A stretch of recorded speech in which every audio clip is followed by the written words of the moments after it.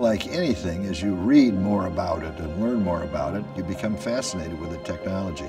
The fact that in China they were making things with great detail and wonderful casting technologies and pottery technologies 3,000 years ago or more, it's remarkable. I don't think any place in the world had that kind of sophistication.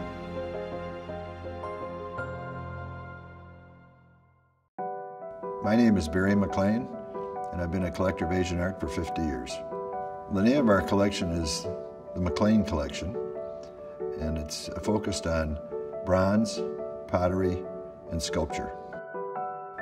I began collecting Asian art because I was going to Asia and I found the beauty in the objects. And my first piece was a piece of pottery, and I started reading about pottery.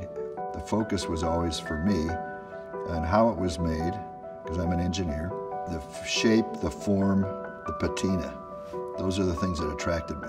The story for me that the collection speaks to is the sophistication of art forms in China a long time ago, well ahead of, I think, the rest of the world.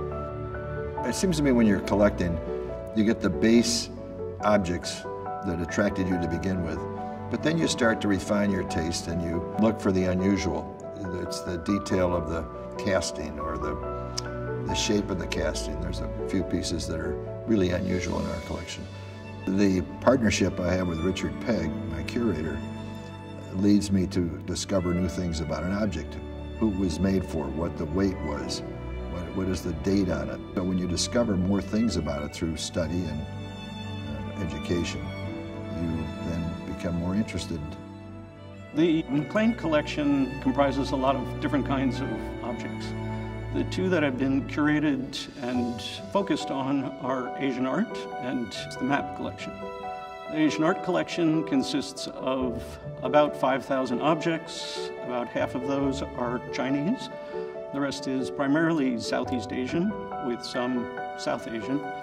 The objects that we've selected for the Sotheby's sale are some of the most unique objects. And what that means is, in some cases, it's a unique form, the he, this three-legged vessel with the long spout and the handle. Historically, there's maybe 3 or 4 of these known. It's a unique shape. There's other objects that have inscriptions. There's the pair of small ding, these 2 little tripod vessels. There's an inscription on both, Zhe Gong, which means Prince Gong. For the Gong character, the one that identifies this particular clan, is a dragon, a stylized dragon with 2 little hands on it. And the 2 dragons face each other. So the pair of bronzes were meant to be a pair, specifically a pair. Then we have other objects in the collection like the large hu. This is a large wine vessel that is unusual for its shape. It's early, it's Shang Dynasty.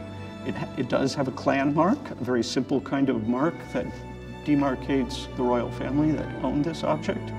The other half of the collection is South and Southeast Asian material. A really fine example is the Maitreya, the Buddha of the future. This is a Gandharan in black schist.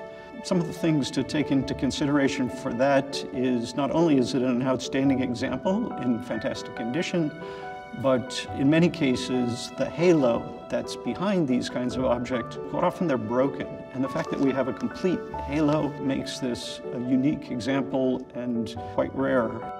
Another important part of the collection is the map collection. And for this particular sale, we've decided to do an exhibition of some of the Chinese maps to create context for the bronzes. And so in the exhibition space at Sotheby's in New York will be maps on the walls, sort of reminding people that the McLean collection, yes, it's a great objects collection, but it also has a great map collection. Each example that's been selected for Sotheby's is representative of something unique, something fantastic.